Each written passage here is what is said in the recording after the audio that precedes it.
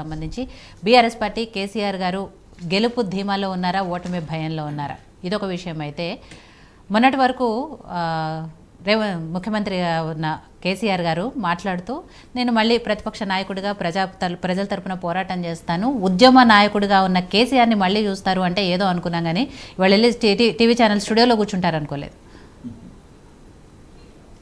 Okay madam, అన్ని ప్రాంతాలకు సంబంధించింది జరుగుతున్న ఎలక్షన్స్లలో బీఆర్ఎస్ పార్టీ ఒక మంచి పర్ఫార్మెన్స్నే ప్రదర్శిస్తుంది అని చెప్పేసి ఈ సందర్భంగా మేము భావిస్తున్నాం. ఈరోజు అంటే కేసీఆర్ గారు ఒక ఉద్యమ నాయకుడిగా, ఒక రాజకీయ పార్టీ నడపడంలో ఒక దిట్టగా 10 ఏళ్ల తన పరిపాలనని మనం చూసి ఉన్నాం.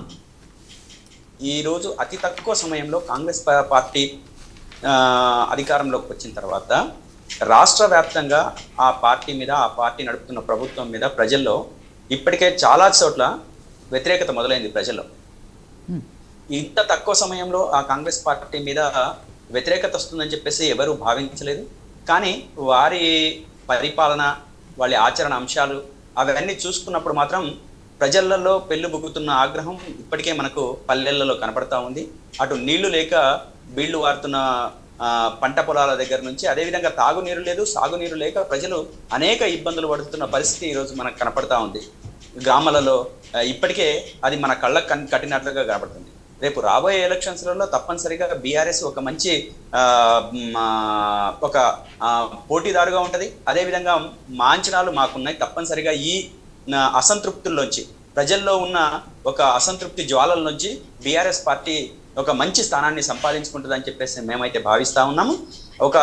ఒక ఉద్యమ నాయకుడిగా, అంటే గతంలో చూసిన కేసీఆర్ని మీరు చూస్తారు అని చెప్పేసి అంటే తప్పనిసరిగా తను ప్రజల్లో వెళ్ళాలని చెప్పేసి అనుకుంటున్నారు. దానికి ముందు టీవీ ఛానల్లో మాట్లాడుతున్నారు. దాంట్లో తప్పేముందో నాకు అర్థం కాలేదు. కానీ 12-14 ఏళ్ల తర్వాత ఒక టీవీ ఛానల్లో కూర్చొని మాట్లాడాల్సిన అవసరం ఎందుకు వచ్చింది అనేది, రేపటి నుంచి బస్సు యాత్ర మొదలు పెడుతున్నారు మేడం.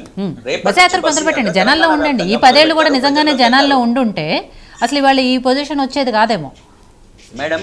అధికార పక్షం ఉన్నప్పుడు ఉండే డిసడ్వాంటేజెస్ ఉంటాయి, అధికార పక్షంలో ఉండే డిసడ్వాంటేజెస్ దానికి ఉంటాయి, ప్రతిపక్షంలో ఉండే వాళ్లకు అడ్వాంటేజెస్ దానికి ఉంటాయి. మనం అన్ని ఒకే రకంగా ఒకే ఘటన కట్టాల్సిన అవసరం లేదు. కొన్ని సందర్భాల్లో కొన్ని మైనస్లు అవుతుంటాయి, కొన్ని ప్లస్లు అవుతుంటాయి. దాని గురించి మనం చాలా విషయాలు మాట్లాడుకోవాల్సిన అవసరం ఉంది. ఇప్పుడు దేశవ్యాప్తంగా జరుగుతున్న ఎలక్షన్స్లో, ముఖ్యంగా ఎంపీ ఎలక్షన్స్ గురించి మనం మాట్లాడుకుంటున్నప్పుడు తప్పనిసరిగా బీజేపీకి ఖచ్చితమైన ఓటమి భయం పట్టుకుందని చెప్పడానికి ఈరోజు నరేంద్ర మోడీ గారు మాట్లాడుతున్న మాటల్ని బట్టి మనకు అర్థమవుతా ఉంది. ఆయన ఇప్పుడు బీజేపీ వాళ్ళని మీరు గమనించండి మేడం, ఎప్పుడైనా ఈ దేశంలో జరుగుతున్న అభివృద్ధి గురించి ఎప్పుడైనా మాట్లాడారా? ఈ దేశంలో జరిగిన నిరుద్యోగ సమస్యను పరిష్కరించడం దాని గురించి మాట్లాడతారా? వాళ్ళు అవి మాట్లాడరు. ఈ దేశంలో ఉన్న ప్రధానమైన సమస్యలు ఏంటి, మౌలికపరమైన సమస్యలు ఏంటి, ఆ సమస్యలను తీర్చడం కోసం వాళ్ళ దగ్గర ప్రణాళిక ఏముంది, ఏ విధంగా వెళ్దామని వాళ్ళు మాట్లాడరు. వాళ్ళు మాట్లాడేది కేవలం రాముడు, మతం, అదేవిధంగా స్త్రీలకు సంబంధించిన సున్నితమైన అంశాల మీద టచ్ చేయడం. ఈ అంశాలని టచ్ చేసి దాన్ని క్యాష్ చేసుకోవడానికి చేసే అంశాలు మాత్రం మనకు పక్కాగా కనబడుతున్నాయి. ఏం అవసరం అంటే ఈరోజు నిజంగా ఆ 70-75 ఏళ్ల స్వాతంత్ర భారతదేశంలో అందే హిందువులని, ముస్లింలని అంటే ఒక బూచీగా చూపించి ఇప్పుడు ఈ సంపదనంతా కాంగ్రెస్ వాళ్ళు పంచుతున్నారు, లేకపోతే ఇంకొకళ్ళు పంచుతున్నారు, పంచడానికి రెడీగా ఉన్నారని చెప్పేసి అంటే ఇది మతతత్వ ధోరణి కాదా? మతాలని రెచ్చగొట్టి ఓట్లని దండుకోవటం కాదా? వీళ్ళు సాధించిన వీళ్ళు చెప్పుకునడానికి ఒక్కటి కూడా ఉండదు మేడం. వీళ్ళు చెప్పుకోవడానికి ఏముంటుంది అని అంటే రాముడి అక్షింతలు, అదేవిధంగా అయోధ్య. ఇంతకంటే ప్రజలకు సంబంధించిన సమస్యలు, ప్రతి ఏటా కోట్లాది ఉద్యోగాలు ఏమైనాయి అని అంటే వీళ్ళ దగ్గర సమాధానం ఉండదు. అదేవిధంగా ప్రతి అకౌంట్లో 15 లక్షల రూపాయలు పడతాయి పేదవాళ్ళ అకౌంట్లో. నల్లధనాన్ని రూపుమాపి 15 లక్షలు తీసుకొస్తాము అని చెప్పేసి ఆనాడు ఇచ్చిన ప్రధానమైన హామీ ఏమైందో దాని గురించి మాట్లాడారు. అదేవిధంగా అదానీలకు, అంబానీలకు వేల కోట్ల రూపాయల ఆస్తులు ఎట్లా పెరుగుతున్నాయి, వాళ్ళకి ఏ విధంగా మాట్లాడుతున్నాయంటే వాళ్ళ దగ్గర సమాధానం ఉండదు. అదేవిధంగా విజయ్ మాల్యా కావచ్చు, లేకపోతే నీరవ్ మోడీ కావచ్చు, వేలాది కోట్ల రూపాయల బ్యాంకులని లూటీ చేసి ప్రజాధనాన్ని కొల్లగొట్టి నిరుపేదలు సంపాదించి పెట్టుకున్న ఒక్కొక్క రూపాయి పోగు చేసి బ్యాంకులలో పెట్టుకొని వాటిని ఒక పొదుపుగా వాడుకొని రేపు భవిష్యత్తుని నిర్మాణం చేసుకుందామని చెప్పేసి అనుకున్న పేద ప్రజల, బడుగు బలహీన వర్గాల రక్త మాంసాల్ని ఒక దగ్గర చేసి బ్యాంకుల్లో దాచుకున్న డబ్బుని అప్పనంగా దోచుకున్న దొంగ నాయాళ్ళు భారతదేశాన్ని విడిచి పారిపోతే వాళ్ళ దగ్గర ఈ ప్రశ్నకు సమాధానం ఉండదు. ఎంతసేపు ముస్లింలను రెచ్చగొట్టాలి, లేదా హిందువులను రెచ్చగొట్టాలి, అదే విధంగా దేవుళ్ళ పేరుతోనే వాళ్ళని రెచ్చగొట్టి మన పబ్బం గడుపుకోవడం అనేది వాళ్ళ ప్రధాన లక్ష్యంగా కొనసాగుతారు తప్పితే ఎక్కడ కూడా అభివృద్ధి మీద చర్చ ఉండదు.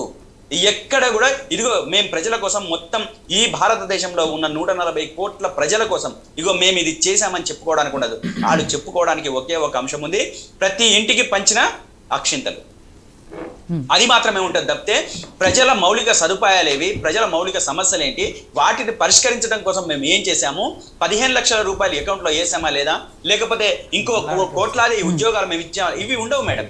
చూడండి, ఎప్పుడైనా చూడండి. ఒక్క మాట మేడం, ఒక్క మాట.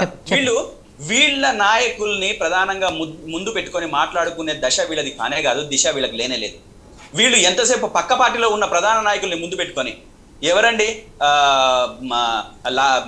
పటేల్ గారు ఎవరు, కాంగ్రెస్ పార్టీ నాయకుడు, కానీ వీళ్ళకెట్ట నాయకుడు ఏంటండి? ఆయన నడిచిన మార్గం గాంధీ మార్గం, ఆయన ఉన్న పార్టీ కాంగ్రెస్ పార్టీ, ఆయన నడిచిన రాజకీయ బాట కాంగ్రెస్ బాట. అటువంటి వీళ్ళ దాంట్లో ఎందుకు తెచ్చిపెట్టుకుంటారు మేడం? వీళ్ళకి ఒక నాయకుడు ఉండడు మేడం, వీళ్ళకు ఒక నాయకుడు ఉండడు.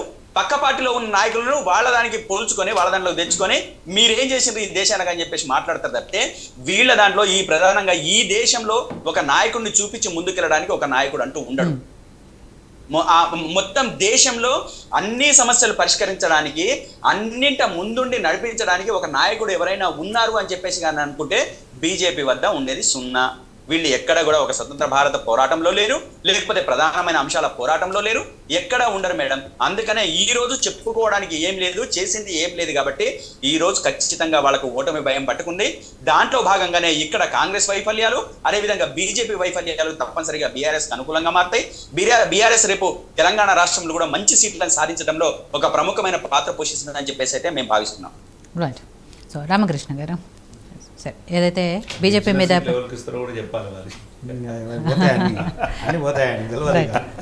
బీజేపీ నుంచి మొదటి నుంచి కూడా ఇదే అపవాదం ఎక్కువగా, కాంగ్రెస్ పార్టీ నాయకులు కానీ, బీఆర్ఎస్ పార్టీ నాయకులు కానీ, లేదు దేశం మొత్తంలో ఉన్న మిగిలిన పార్టీ నాయకులు కానీ, బీజేపీ ఒక మతతత్వ పార్టీ, మతాన్ని అడ్డు పెట్టుకొని ఓట్లు సంపాదించుకునే పార్టీ, ఇవన్నీ కూడా ఎప్పటి నుంచో వినిపిస్తుంది. ఇప్పుడు మళ్ళీ ఒకసారి మత రాజకీయాలకు తెరదీసింది. ఇలాంటి వ్యాఖ్యలు ఏవైతే మోడీ గారు మొన్న చేశారో అది కానివ్వండి, లేకపోతే అంతకుముందు ఇక్కడ ఉన్న రాష్ట్ర స్థాయి నాయకులు వాళ్ళు ప్రతిసారి పదే కూడా ఒక దేవుడి పేరు తీసుకొచ్చి ఇక్కడ మాట్లాడటము, ఒక మతానికి సంబంధించి మాట్లాడటము, ఇదే చేస్తారు తప్ప బీజేపీ నాయకులు దేశానికి సంబంధించి అభివృద్ధి ఎక్కడా చేయలేదు అనే దాంట్లో మీరు ఎంతవరకు ఏకీభవిస్తారు? దానికి తోడు సరే ఎలక్షన్ల టైం కాబట్టి ఇలాంటి విమర్శలు ప్రతి విమర్శలు వస్తాయి, కానీ బీజేపీ మీద వస్తున్న ఈ అపవాదం మతతత్వ పార్టీ అనేది ఎంతవరకు ఉంది?